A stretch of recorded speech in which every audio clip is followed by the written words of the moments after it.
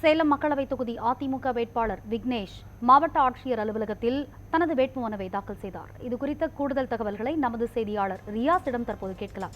ரியாஸ், சொல்லுங்க, அதிமுக வேட்பாளர் சேலம் தொகுதியில வேட்புமனு தாக்கல் செய்திருக்கிறார். கூடுதல் விவரங்கள் என்ன?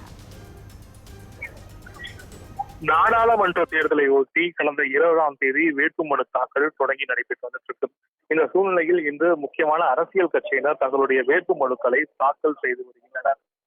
அதிமுகவை பொறுத்த வரைக்கும் சேலம் நாடாளுமன்ற தொகுதியில் போட்டியிடக்கூடிய அதிமுக வேட்பாளர் இன்று தனது வேட்புமனுவை தாக்கல் செய்தார். சேலம் மாவட்ட ஆட்சியர் அலுவலகம் மற்றும் மாவட்ட தேர்தல் அலுவலகமான பிருந்தா தேவி அவர்களிடம் தன்னுடைய வேட்புமனுவை தாக்கல் செய்தார். வேட்பாளருடன் சேலம் புறநகர் மாவட்ட செயலாளர் இளங்கோவன், சேலம் மாநகர் மாவட்ட செயலாளர் வெங்கடாச்சலம் மற்றும் கட்சி நிர்வாகிகள் உடனிருந்தனர்.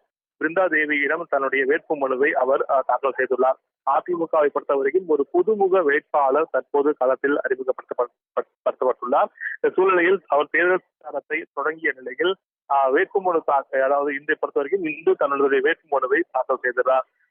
அது மட்டும் இல்லாமல் சேலம் மாநகர் பகுதிகளை பொறுத்தவரைக்கும் அதிமுகவினுடைய புதிய கட்சி அலுவலகமும் இன்று திறக்கப்பட்டுள்ளது. இந்த சூழ்நிலையில் அதிமுகவுடைய தேர்தல் பிரச்சாரத்தை, அதாவது நேற்று சேலம் தொகுதியில் போட்டக்கூடிய அதிமுக வேட்பாளர் விக்னேஷை ஆதரித்து அதிமுகவுடைய பொதுச்செயலர் எடப்பாடி பழனிசாமி தேர்தல் பிரச்சாரத்தை சேலத்தில் இருந்து தொடங்கி வைத்தார். இந்த சூழ்நிலையில் அதிமுக வேட்பாளர் விக்னேஷ் தனது வேட்புமனுவை இன்று மாவட்ட தேர்தல் அதிகாரியும் மாவட்ட ஆட்சியருமான பிருந்தா தேவியிடம் தனது வேட்புமனுவை தற்போது தாக்கல் செய்துள்ளார்.